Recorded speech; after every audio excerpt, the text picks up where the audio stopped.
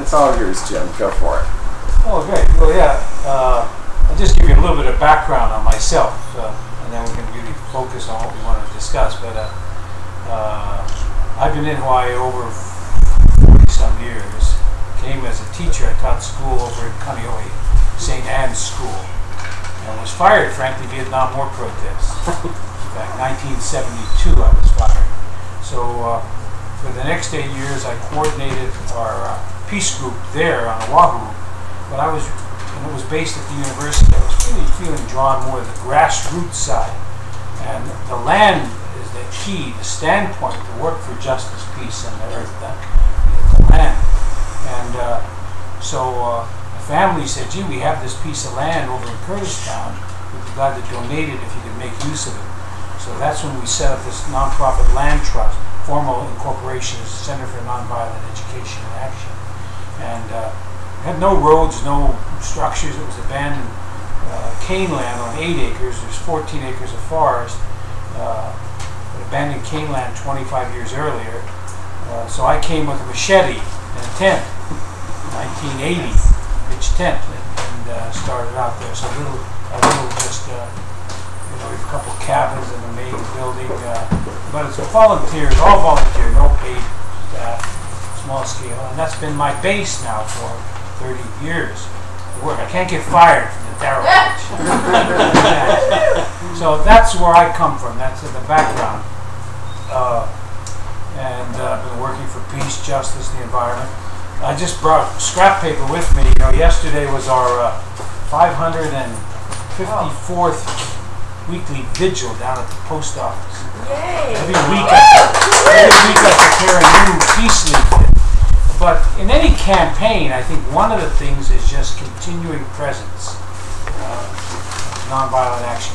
But that's what I understand the focus is, to talk about campaigns of nonviolent action. Is that correct?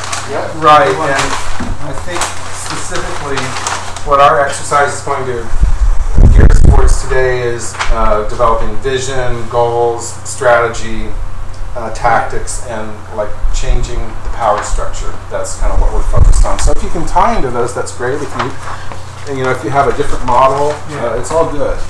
No, that's right down the alley of what I think is the important thing to focus on. And again, my background, my activism started with anti-Vietnam War protest. Because I graduated from college in 1968 at the height of the Vietnam War, and my generation, we had to face whether we were going to enlist, be drafted, leave the U.S., whatever, resist. I initially chose conscientious objection, but then I found that gee, hey, I'm lucky I was able to go to school, could articulate this stuff. They're just sending other people in my place. So I resigned from the draft, expecting to be imprisoned for resistance to the draft, but by then I had been arrested a couple of times in peaceful sit-ins against the war, and finally I got this letter from the draft board in the mail, 71 I think it was. I was declared 4F, morally unfit for the military. So, I think I have that letter somewhere. But anyway, Vietnam War was my main focus. Then it was doing research all on Oahu about the Vietnam War, Hawaii's role. I learned a lot about the nuclear arms issues on Oahu. So once the Vietnam War ended, my focus became Hawaii's role in the nuclear arms race. And in fact, a few of us, from all our research, myself and Ian Lin, the Hawaiian guy, was one of the first 9 guys to occupy Kaho'olawe. He and I were. So Kaho'olawe was part of that whole effort in the late 70s. But we were doing a lot of research on the nuclear arms stuff. So we ended up writing a little book called The Dark Side of Paradise, Hawaii's role in the nuclear arms race. And the last chapter, it's really an appendix, is how to research nuclear arms in your backyard. So one of the whole focus of the campaign there was to try and, first of all, bring the issue of Hawaii's role in the nuclear arms race to a conscious level where it couldn't be ignored. And I think that's the case in any campaign. Often there's great injustices and all, but it's just kind of business as usual. So you've got to take it from its submerged standpoint, bring it out to a conscious level. It can't be ignored. You create kind of a moral, political crisis. Huh? So that's one of the first things. So from the research, beginning to expose it, and then, of course, then figure out strategies to make the change. Huh? And when you're dealing with major entrenched issues, it's not easy. And in fact, the normal channels of redress are usually locked from within, so you have to move into a nonviolent action. So anyway, anti-nuclear was the main focus of my effort, still is. By being involved in whole lobby movements, all kinds of Kalama Valley was one of the Hawaiian land resistance cases where farmers were getting evicted from their farms to make way for the golf course over there at Sandy Beach on Oahu. And I became involved in the Hale Mohalu. These were mainly Hawaiian people with Hansen's disease, commonly called leprosy, that were from Molokai, from the Kalapapa settlement, but lived on Oahu, and that was their home, where they had to have, some of them lived there permanently, but others came to Kalapapa for shorter terms. It was a home away from home, some of them permanent homes, and the state was evicting them to make way for commercial development. And I thought it was a great injustice here. People suffered so much physically. So I just went and said, I think there's a great injustice. Is there any way I can be of help or support? And I worked with the folks there. In 1978, in fact, I was out there the day the state came and cut their electric lines, chained their water shut, terminated medical care. Many of these people were in wheelchairs. Just abandoned them because they refused to go. So we organized support, basic things of got in a little solar power, found a neighbor who hooked up a hose. That worked. Several dozen people there. So they stayed 5 years without electricity, without running water of their own, and all that stuff. And finally the state came and arrested them in 1983, and along with a number of us supporters. And everybody thought that was the end of the story. The struggle continued. I was going back and forth from here. By then I was here full-time in 81, started in Malawi in the 1980s. But the long and short of that whole struggle is it was a victory. The place was never commercially developed. New housing has been built for people with Hansen's disease and other low-income people with disabilities and all.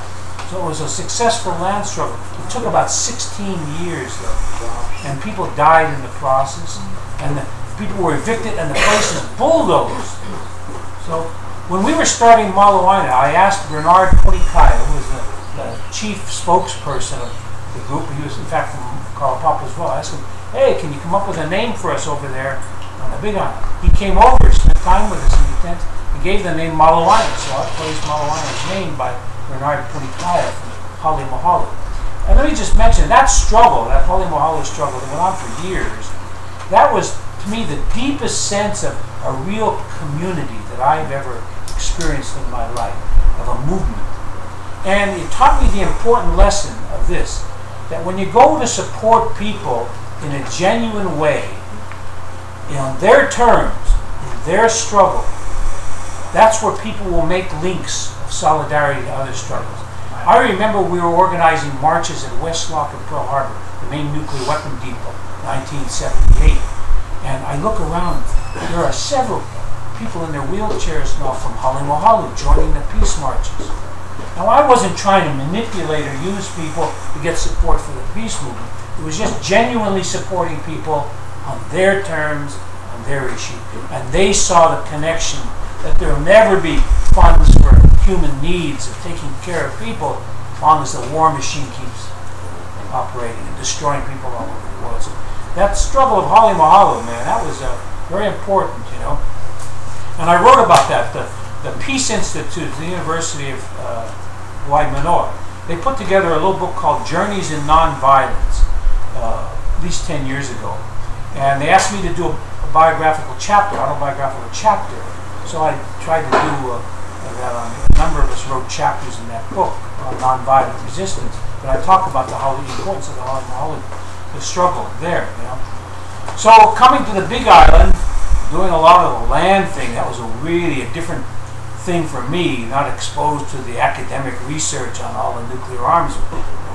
The first thing I really find out is Big Island has Puakoloa, major military base in the digging and digging, we found out they used depleted uranium up there, and blah blah. One thing led to another. So we're involved in years of efforts. First of all, exposing that. A lot of people still don't know that it's contaminated with radiation, but so that's another thing. And of course, getting involved, being peace, justice, got involved with Polly and others in the Rainforest Action, Puna, supported the geothermal opposition down here in PGV. I was arrested there and occupying the drill rig, remember? So all total, I guess, I've probably been arrested 50 times in my life. I can't, maybe more, maybe close to 100. I don't keep track. Getting good at it. I've spent probably at least 2 years in prison, jails and federal, all for maybe federal charges, except for that Holly Mahalo, that was a state arrest, and a couple others maybe, but those are very short time, a couple of days in jail. I was given 3 years for the swim in Hilo Bay. That's part of a campaign. I'll tell you a bit about that story. 1981, it was the year after I got here, we were organizing. That was after 3 Mile Island, when it was kind of anti-nuclear sentiment. We got the Big Island County Council to pass a law declaring the island a nuclear-free zone. It was the first municipality in the whole U.S. empire jurisdiction to pass a law declaring itself a nuclear-free zone. Other people had done resolutions. Hawaii County was a law. Well, the military thumbed their nose at us and said, nobody's going to tell us where we can take our nuclear warships. Because mainly there weren't nuclear, we didn't know about DU being used at Puakaloa at that time in the 60s. But basically, Puakaloa is not a place where you have force concentration. They come here to train. So there's not the bases of the submarine with the aircraft where they're based with the storage of nuclear weapons. But in our research in the 70s, we had confirmed with, I'd say 95% degree of accuracy, that at that time in the 70s, there were over 3,000 nuclear weapons based on Oahu. 3,000. At Hickam Air Force Base, Pearl Harbor, of course, Kaneohe, Barber's Point at the time, Schofield Barracks, major storage sites. But anyway, when I came here, we thought nuclear-free zone, we get that. Because the main thing here was they brought in nuclear warships on junkets here. Kind of, bringing the symbols of the empire in to soften up the populist minds, to accept militarism. And the weird thing is, the 2 times of the year when they always had invitations to bring a warship, one was the Japanese Chamber of Commerce had a festival of the Pacific every summer, usually around the anniversary of Hiroshima, beginning of August 6th. And then, for some strange reason, the Hawaii Island Japanese Chamber of Commerce invited the military to bring nuclear-powered warship in for their festival of the Pacific around the anniversary of Hiroshima Day. It seemed very bizarre to me. What's festive about a warship? But the other one, where they brought him into, was the Merry Monarch Committee. They invited the military to bring the warship in. I understand originally it was a way to bring a few hundred extra people in to spend some money and stuff. But it just became this institution of, when you think back on that one, it was under Kalakaua, the Merry Monarch's reign, 1887, when the sugar planters put the bayonets on Kalakaua, forced them to sign a new constitution. And part of that deal was the Navy got exclusive use of Pearl Harbor. And I think a deal was made then with the military that, look, the sugar planters said, we got you Pearl Harbor. Now when we make our move to overthrow the government, we want you backing. It's that kind of deal making, huh? And of course, 5 years later, 1887, 93, 6 years later, when the sugar planters did that, the U.S. sent the troops in, docked the warship in Honolulu Harbor, and had the troops aiming their guns right at the palace, and they backed the new government, crooks. So anyway, it's been a continual deal since then. But the Merry Monarch invites the warship, so we used to have pickets down there, and finally, we even for several years tried to politely say, look, don't come here. It's a nuclear-free law. It's like when you come in somebody's house and it's a tradition to take your shoes off, you leave your shoes out the door. Leave your shoes in Pearl Harbor. Bring them on nuclear shoes, don't bring them over here. But they ignored us, so Then we tried to get a court order based on the nuclear free law to search the ship and the citizens could. Well, we couldn't get any judge, even though we had the law. No judge wanted to issue a search warrant, a citizen search warrant, to search the ship. So then we were faced with, what do? We tried we passed a law, it's being ignored, we can't get a search warrant, polite. So finally we announced in advance, and this is classic nonviolent action. We announced a month in advance.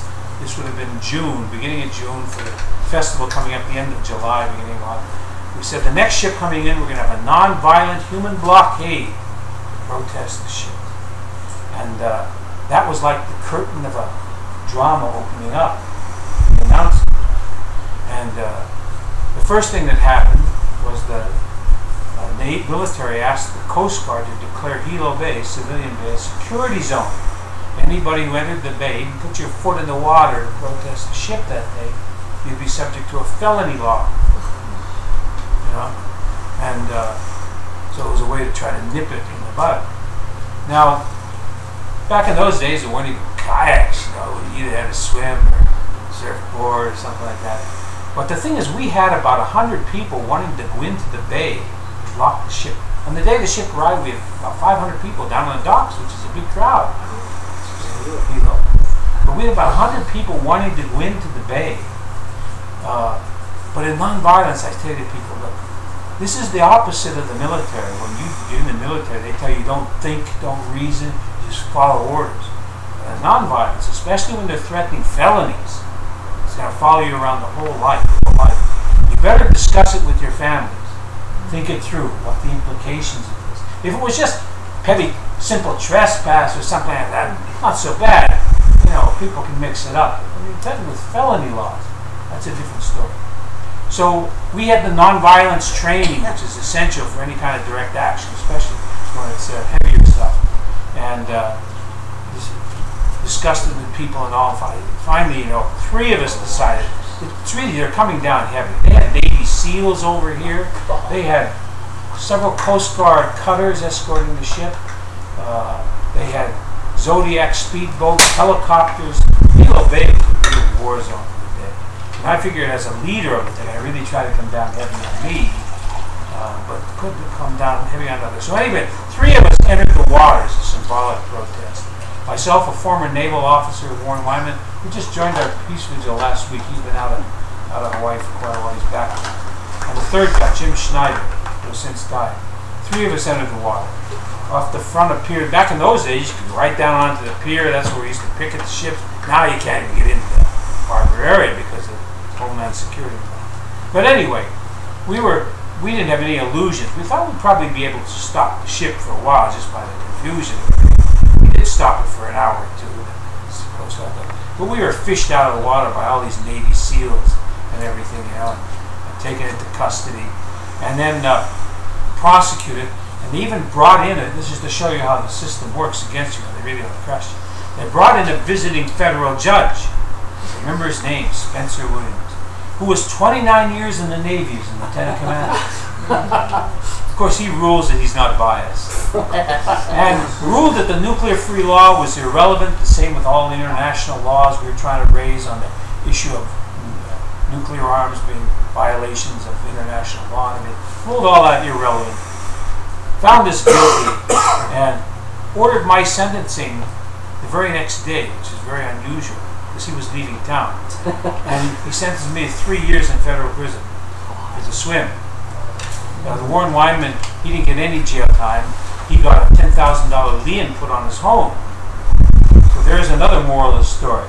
If they can seize your assets, they'll seize your assets. If you don't have assets, they'll seize your assets. That's right. And Jim Schneider got 60 days in jail, but I got the 3 years. And so anyway, fortunately, I ended up serving a little over a year and was kicked out because of international protest for that thing. But let me go back one story. Originally, we appealed the case. I think the ACLU handled the appeal. But anyway, I was sentenced immediately to report to prison, even pending appeal. And I talked to other resistors around the country. They said, look, all these federal prisons are right on military bases, and the guards are usually retired military. And anti-military folks, you're treated. They really give you a rough time, political person. So they said, find the prison that you're being sentenced to, and they said, report to the prison yourself on the day of sentencing. Otherwise, they jerk you around in transit for weeks, months even, taking you every podunk jail where you're transit, you're cuffed, leg chain, your ankle chain, waist chain, cuffed, and all day long. And then you get to a jail cell, maybe 8 o'clock at night, you finally get to lay down, they get you up at 4 in the morning, move you again. It really wears you down. I said, find out where you're going. So I found out the federal system bore on federal prison they were sentencing me to. In the middle of the Mojave Desert, right at Edwards Air Force Base. Now I'm from the Rainforest, I'm in Kurdistan. What the hell do I know about the Mojave Desert? So I was to report there August 16th, whatever year it was. And so I got a flight to LA and then out to, where was it, Bakersfield, and then a Greyhound bus into the middle of the desert, and the Greyhound bus door opened up at noon, August 16th, in the middle of the desert.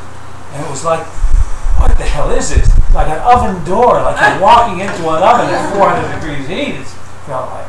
So there was a truck stop there. I went into the diner and had lunch, big iced tea. And then I had called the prison twice ahead of time. And they said, yeah, it's you get to a place called Kramer Junction, you call us from there, we'll put you on the schedule. We routinely come down and pick people up at the junction there because there's no more transportation to the prison 8 miles away. So I get there and I make the call and say, I'm here as talk to us. Well, we're not going to pick you up. You have to find your own way to the prison. And it's noon, but I have to be there at 4 o'clock. If I'm not there, you're charged with escape. An extra 5 years. Yikes. So I said, what the hell am I going to do? I could see the prison out there in the distance, waving kind of in the distance. I said, well, walk. 28 miles, good shape, So I got a big iced tea and I got about a half a mile. I said, I'll be like a dead cowhead there on the side of the road. I'll never make it. So I went back to the truck stop and got another iced tea and thought, we better think this through. And, gee, how am I going to get this? So I tried to hitchhike. Nobody picked you up hitchhiking. That looked bad. So I found the guy at the gas station. He said, I get off work in a little bit. He said, I'll give you a ride there. Help me out with gas. So I remember giving him $8 for the 8-mile ride, taxi service. So I get in there. They put me in the cell, and then they waddle over to me and they said, you don't have to be here. You can go. We got a fax this morning that your sentence is stayed pending appeal. I said, that's interesting. Why didn't you tell me that when I called? So I said, well, can I see the fax? No, it's government property. I said, can I use the phone to call the ACLU to verify? No, you got to go back to the truck stop. Use the phone. Oh my God, I really harassed you. So you see the kind of treatment politically. I said I'm going to refuse to leave the prison. They usually don't have that problem. They usually have people escaping. So finally, this whole crew of about 8 of them, they were over in the corner and they caucused and they came back and said, well, we'll give you a ride over to the truck stop so you can use the phone there. So okay, I made sure I could take description of the inside of that prison. I took down names and I took the license plate of the car and getting a ride back. And so in case I get back there and find out, no, I'm supposed to be there, I have a hard time explaining how I can describe the names of people in the car. So the ACLU said, yeah, your sentence has been stayed this morning, but we couldn't get a hold of you. You're in transit. So the prison should have told you that when you called. And they're trying to kill you. That's giving you a hard time. Could have died there. A guy from the Rainforest could have been found dead. Middle of the desert.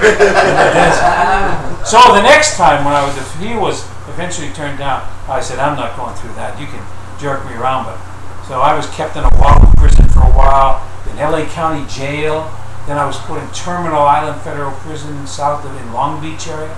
And then finally up to Lompoc Federal Prison, both the penitentiary and then about into the camp, the low-level labor camp. And you're watched like a hawk when you're a political person. You're very dangerous. So eventually I was kicked out after year. That's just a little example of what you have to be prepared for as a political person. Didn't the state legislature issue some kind of proclamation to free The state Democratic Party convention even called for my release. Yeah. And there might have been a resolution in the state too. So I had a lot of support. But people, even when I was eventually thrown out, it was at that time the parole board. Your sentence for a swim for peace would amount to a simple trespass. It seems rather exaggerated. So. But the provision that the federal judge sentenced me under, this 2479B or whatever the hell it was, that at that time I couldn't even become eligible for release until I completed at least a third of the sentence. So they were really trying to put as much restraint on me, keep me in prison as long as possible. That federal judge. They didn't want your voice heard. Yeah, really silence you. So, anyway, was 3 years the maximum you could do, or was that? Yeah, 3 years was the maximum. So that meant you'd have at least a year for smoking. Yeah, I was given the 3-year sentence. It's worse now, though, huh? But now, yeah, it's a whole new ballgame today. And I've been arrested other times, like 12 counts at Prince Guillaume Plaza for trespassing. There we're trying to stop the French testing in the late 90s.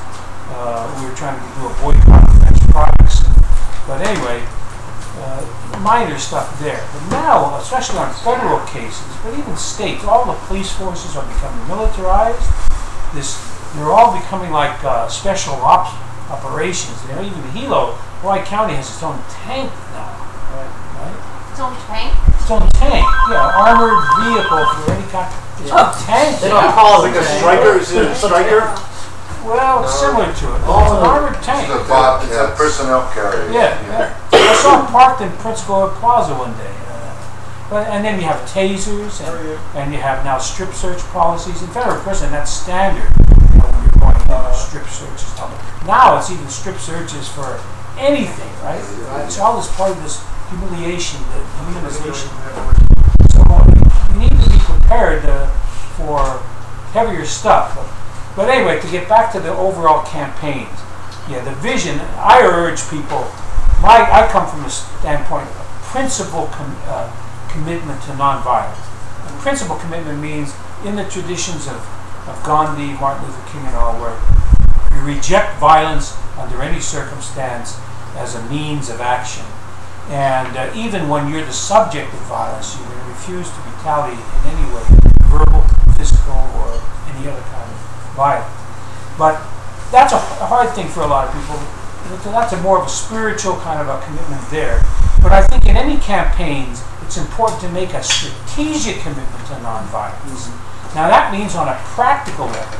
Some people can have a spiritual principle commitment, but other people agree that it makes sense to have the nonviolent commitment. It will involve larger numbers of people, but people know there's a commitment there to nonviolence, at least on the part of the protester.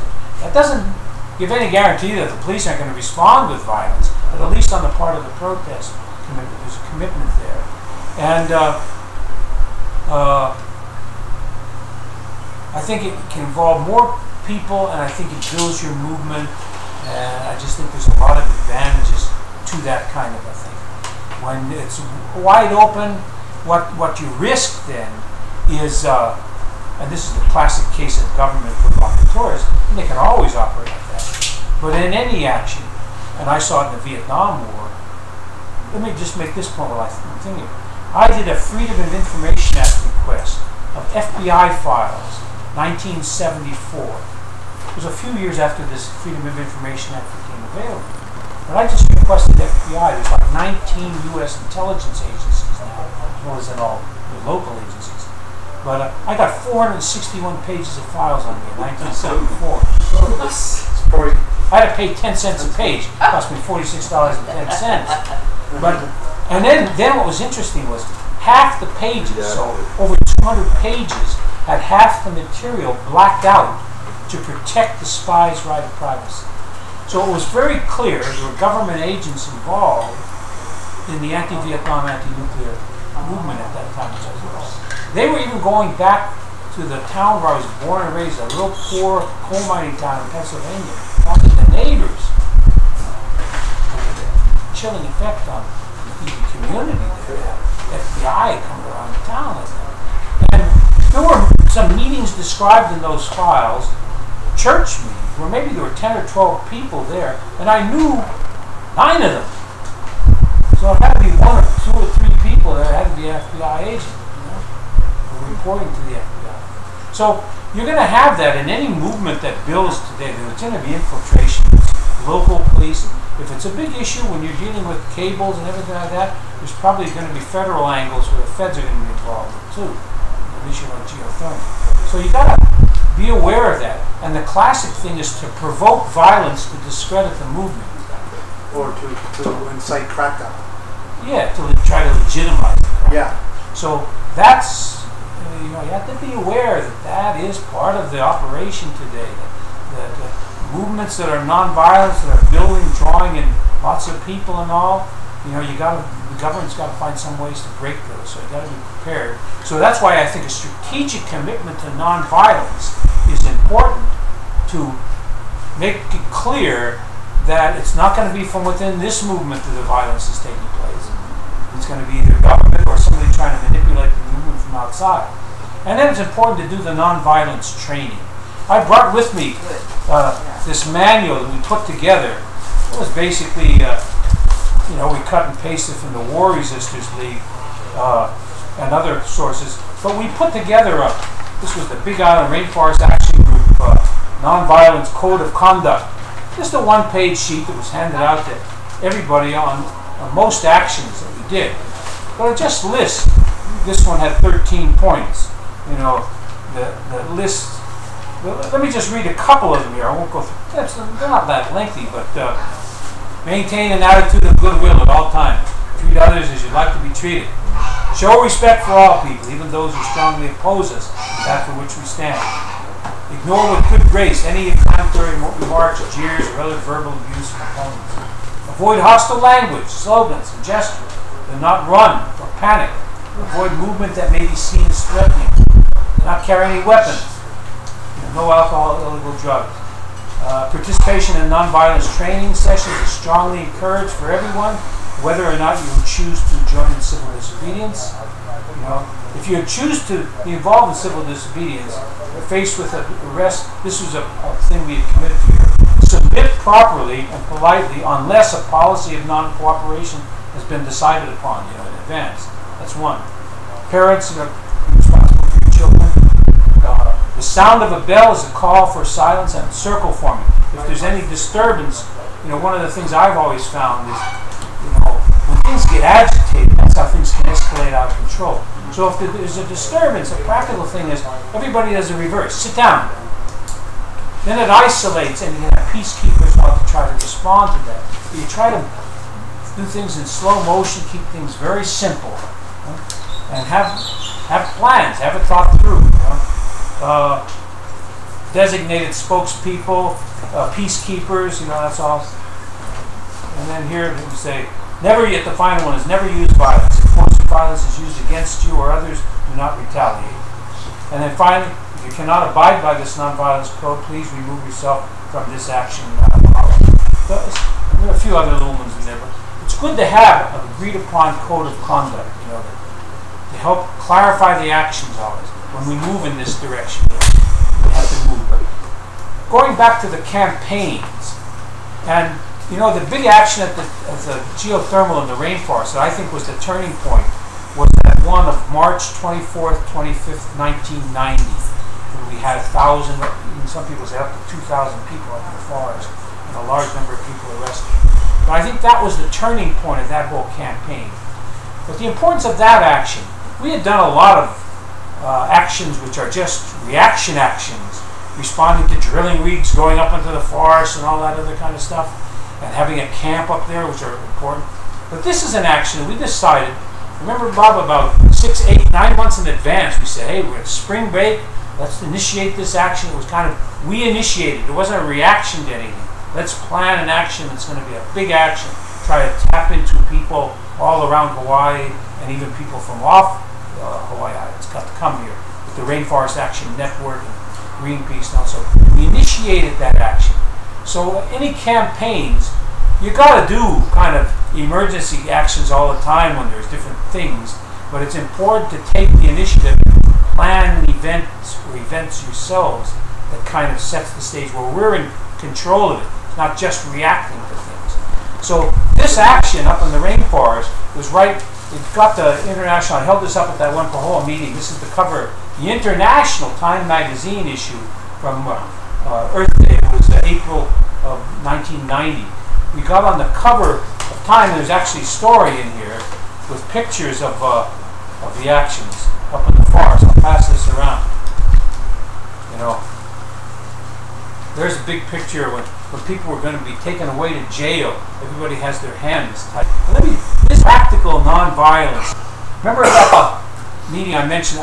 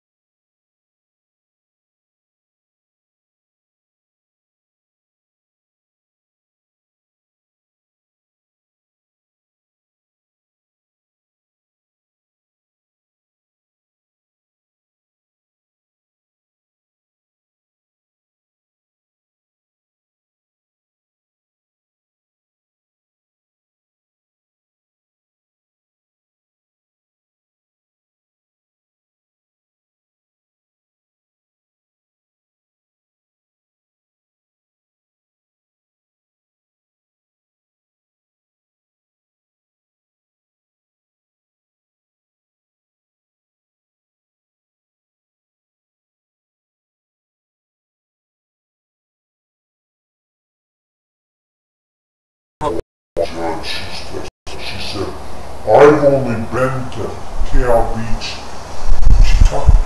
twice in my life. I teach the chant of KL to all my students. And she said each time I went there it was demeaning because I had to ask permission from non-practitioners to go to these spiritual and cultural important sites. I mean, there was the injustice crystal clear, huh? That whole thing. Now that clarity that was there in that courtroom that was witnessed by, it was printed in the press that next day or something too, but then loses it.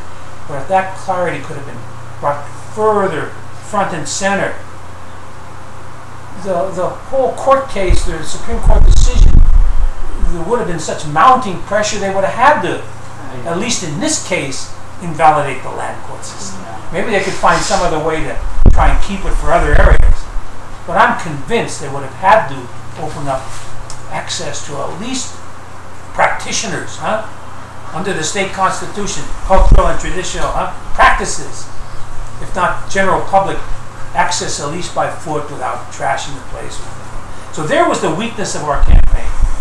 We didn't keep the pressure, the momentum going through the direct action in the public. We gave power to the legal system and we were burned by it. Yes. Because we don't control the legal system. It can play a role in campaigns, but you never rely on it. That to me, very important lesson in a campaign. So keep the pressure, keep it building. So in the geothermal too, like my assessment, and Bob is here too, out Kelly O'Connor, we had the rainforest, we had the whole thing building at that time. When that stopped, but the PGV thing continued, and we did some. Remember, we occupied the drill rigs now after when God said the well should never be opened again, and when Lorraine Noy, who was mayor at the time, she gave the go-ahead to reopen this well. The investigator said it should never be opened. It was clearly for the financial interest of PGV over the health and safety of the people. That was a classic statement. But the campaign should have continued here. And I'm not sure what all happened there, but the movement fizzled. Maybe there wasn't enough momentum for direct action. Maybe people were burned out. But something happened there where that campaign... Well, I think part of it too was we won the forest. We Far. won 9/10 of it. Yeah. And then we didn't have a strategy to Seemed like a victory at that point. well, I don't know. I don't remember. But that's what happened. That We were tired too, because how many years was that? A long time. Every Thursday night, I remember for the 7 years we were down there at the Paulton and the Center, and sometimes more than one meeting a week. That campaign. I have a question. So how do we this day and get some burst? Is that feasible to have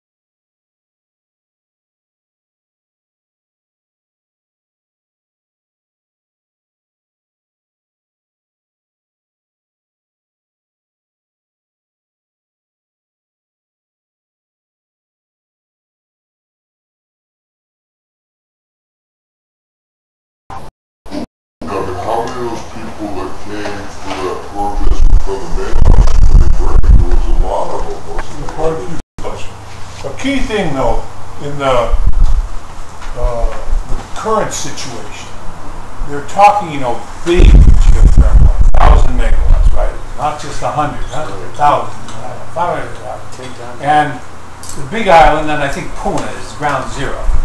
They're talking Woloai, 50 megawatt, but that's to kind of divert attention a little bit. But I think Puna is their main area, and they're trying to pit the rest of Hawaii against Puna.